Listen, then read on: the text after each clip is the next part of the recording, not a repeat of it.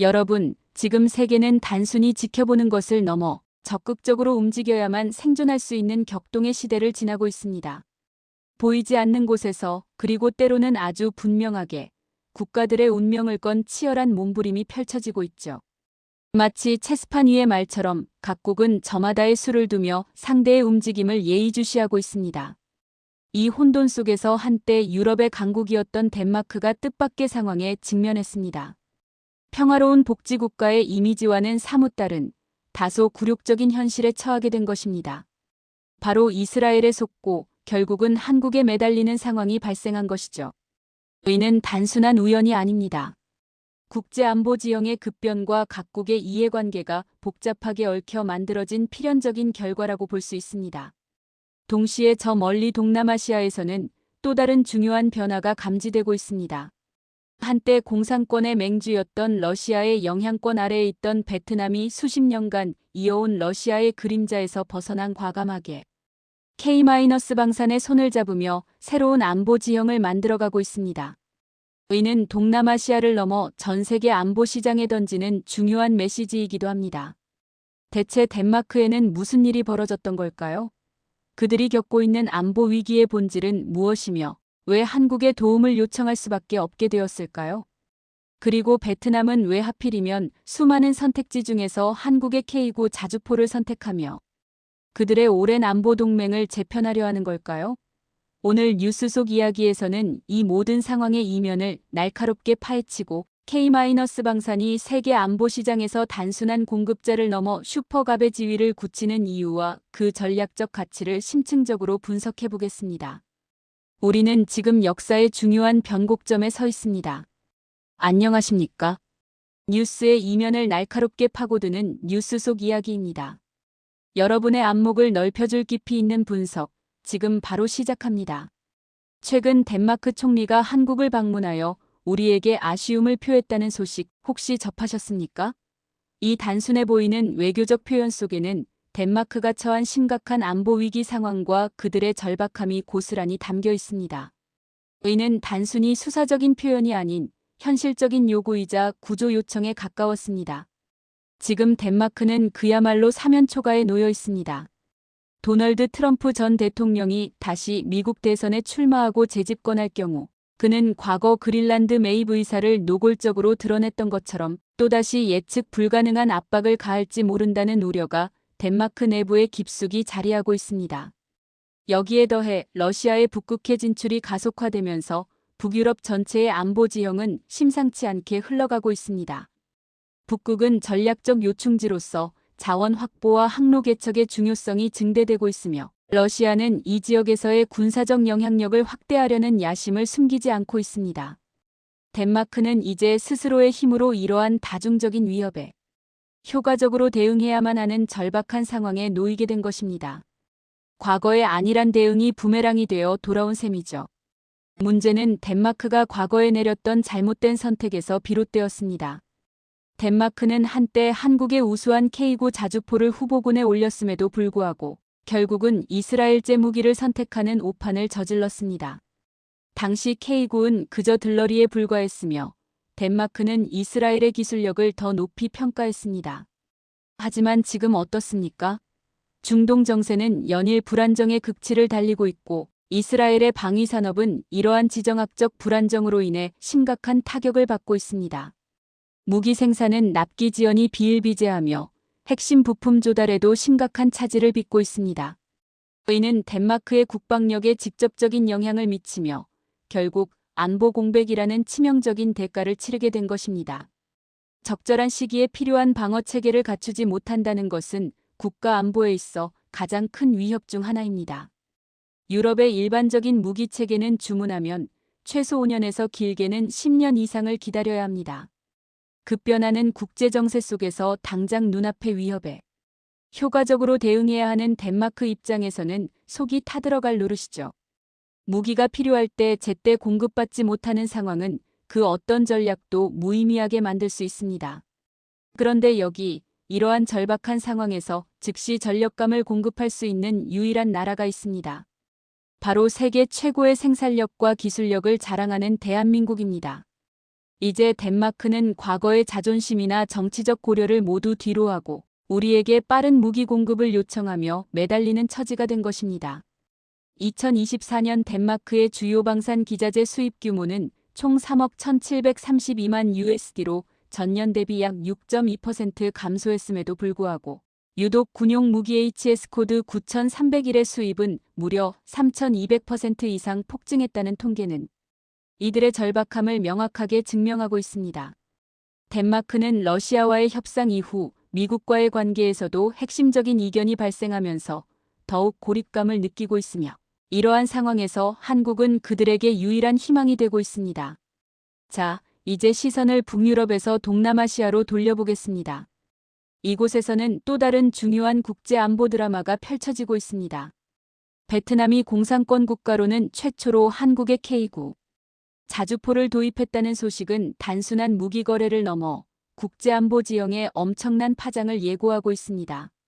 이는 겉으로 드러나는 것 이상의 의미를 내포하고 있습니다. 베트남은 K9 자주포 20문을 약 3,500억 원에 도입하기로 결정했습니다. 이는 수십 년간 러시아산 무기에 의존해왔던 베트남 국방의 패러다임을 완전히 바꾸는 전환점이 될 것이며 동시에 냉전 시대의 유산을 청산하려는 베트남의 강력한 의지를 보여주는 것이기도 합니다. 그렇다면 왜 베트남은 이러한 과감한 선택을 하게 되었을까요? 그 배경에는 여러 복합적인 요인들이 작용하고 있습니다. 가장 큰 배경은 역시 러시아-우크라이나 전쟁입니다. 이 전쟁으로 인해 러시아의 무기 생산 능력과 공급망이 심각하게 불안정해지자 베트남은 더 이상 러시아산 무기에만 의존할 수 없다는 현실을 직시하게 되었습니다. 러시아는 자국의 전력 보강에 급급하여 수출 물량을 제대로 맞출 수 없는 상황에 처했습니다. 이에 베트남은 신뢰할 수 있는 새로운 무기 도입 창구를 찾아야만 했고 그 대안으로 떠오른 것이 바로 K-방산이었습니다. K9 자주포는 NATO 표준과 완벽하게 호환될 뿐만 아니라 러시아제 무기에 비해 정비와 유지 보수가 훨씬 용이하다는 실용적인 장점도 베트남의 마음을 사로잡기에 충분했습니다. 효율성과 신뢰성은 현대전에서 무엇보다 중요한 요소이기 때문입니다. 또한 베트남은 중국과의 남중국해 영유권 분쟁으로 인해 군 현대화가 절실한 상황에 처해 있습니다. 중국은 남중국해에서 군사적 팽창을 지속하며 주변국들을 위협하고 있고 베트남은 이에 맞설 강력한 방위 능력이 필요했습니다. K9 자주포 도입을 통해 장거리 정밀 타격 능력을 강화하고 국방력을 현대화하려는 목표를 가지고 있습니다. 하지만 미국 무기를 도입하는 것은 중국을 지나치게 자극할 수 있어 외교적 부담이 컸습니다. 이때 한국은 미국과 굳건한 동맹 관계를 유지하면서도 중국과 지나친 대립을 원치 않는 동남아 국가들에게 전략적 완충 역할을 제공하는 외교적 부담이 적은 최적의 파트너로 비춰진 것이죠. 한국의 정치적 중립성은 동남아 국가들에게 큰 매력으로 작용했습니다. 한화 에어로스페이스는 베트남의 열대 우림 지형에 특화된 냉각 시스템 개발과 같은 K9 현지화 모델을 제시하며 부품 조립과 장비 정비를 베트남 현지에서 병행할 수 있도록 맞춤형 옵션을 제공했습니다. 이러한 유연한 접근 방식과 현지 맞춤형 기술 지원은 러시아제에서는 찾아보기 힘든 K-방산만의 강력한 경쟁력이 된 겁니다. 이는 단순히 무기를 파는 것을 넘어 장기적인 협력 관계를 구축하겠다는 한국의 의지를 보여주는 것이기도 합니다.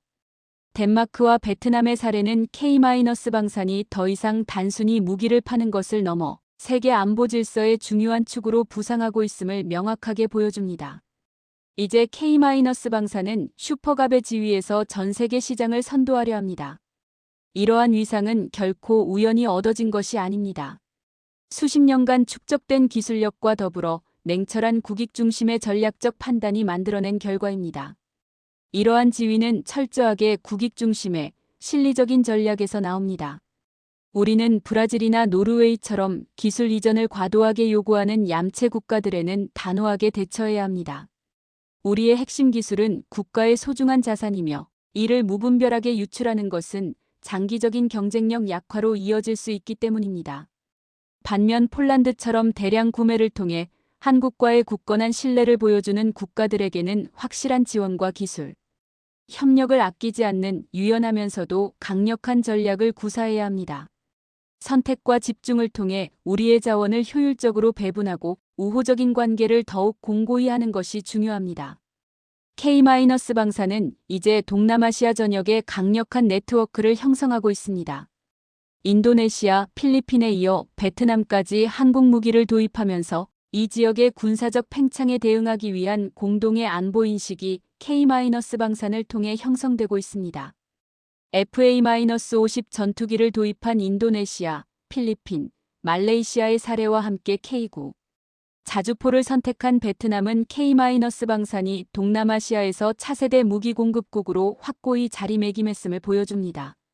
이는 단순히 무기 판매를 넘어 동남아시아 국가들의 국방력 강화에 기여하고 영내 안정을 도모하는 중요한 역할을 하고 있음을 의미합니다. 물론 일부에서는 인도네시아가 중국산 J-10C 전투기 도입을 공식화하면서 K-방산의 입지가 좁아질 수 있다는 우려도 제기됩니다. 하지만 한국 방산 기업들은 이러한 도전에 적극적으로 대응하고 있습니다. 단기적인 무기 판매에만 집중하는 것이 아니라 현지 인프라 구축과 인력 양성을 지원하는 장기 협력 모델로 나아가며 시장 지배력을 더욱 강화하고 있습니다. MBDA와 같은 유럽 미사일 제조업체가 KAI 한국항공우주산업과 활동하는 동남아시아 시장을 전략적으로 매력적인 통로로 평가하고 있다는 점도 이러한 K-방산의 위상을 방증합니다. 한국은 미국의 동맹국이면서도 중국과 지나친 대립을 원치 않는 동남아 국가들에게 전략적 완충 역할을 제공하며 안정적인 안보 파트너로서의 입지를 굳히고 있습니다. K-방산의 성장은 단순한 수출 확대를 넘어 국내 경제에도 엄청난 선순환 효과를 가져오고 있습니다. 폴란드 수출 등으로 인한 막대한 계약 규모는 창원, 거제와 같은 방위산업 핵심 지역의 경제를 활성화시키고 관련 기업들의 기술 투자를 촉진하며 나아가 청년 일자리를 창출하는 새로운 심장 역할을 하고 있습니다.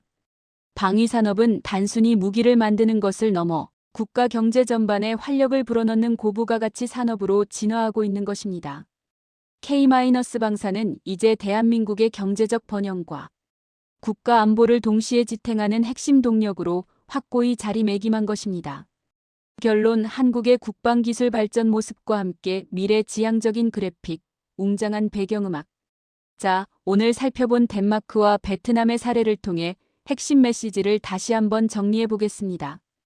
덴마크의 사례는 국제안보 시장에서 납기와 신뢰가 얼마나 중요한 가치를 지니는지, 그리고 예측 불가능한 국제정세 속에서 믿을 수 있는 파트너가 위기 상황에서 얼마나 중요한 자산이 되는지를 극명하게 보여줍니다.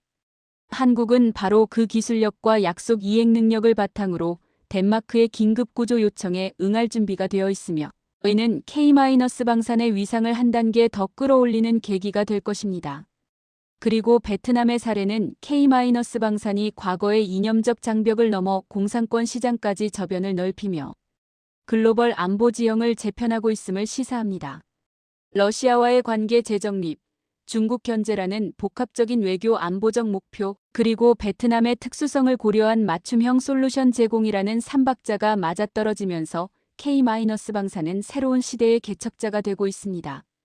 이는 단순히 무기를 판매하는 행위를 넘어 국가 간의 신뢰를 쌓고 전략적 유대를 강화하는 중요한 외교적 수단으로 작용하고 있습니다. K-방사는 이제 단순히 무기를 판매하는 것을 넘어 국제사회에서 대한민국의 지정학적 영향력을 크게 확대하고 국내 경제 전반에 활력을 불어넣는 전략적 가치를 지니게 되었습니다. 기술 보호와 국익을 최우선으로 하는 냉철한 전략적 판단, 그리고 각국의 수요에 맞는 유연하고 맞춤형 대응이 결합될 때 K-방사는 지속적으로 슈퍼갑의 지위를 유지하고 세계 시장을 선도하며 발전해 나갈 수 있을 것입니다. 우리는 지금 K-방산의 무궁무진한 가능성을 목격하고 있습니다. 우리가 만든 무기가 태극기를 달고 5대양 6대주를 누비며 대한민국의 위상을 높이고 세계 평화와 안정에 기여하는 그날. 뉴스 속 이야기는 그날이 머지않았음을 확신하며 앞으로도 K-방산의 활약을 예의주시할 것입니다. 여러분의 생각은 어떠신가요? K-방산의 눈부신 성과와 미래, 과연 어디까지 뻗어나갈 수 있을까요? 우리의 자주국방과 경제, 성장을 위한 K-방산의 역할에 대해 여러분의 소중한 고견을 댓글로 남겨주십시오. 여러분의 깊이 있는 통찰력이 이 이야기를 더욱 풍성하게 만들어줄 것입니다.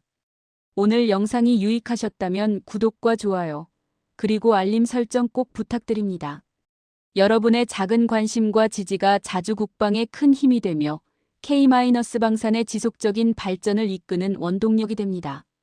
지금까지 뉴스의 이면을 날카롭게 파고드는 뉴스 속 이야기였습니다.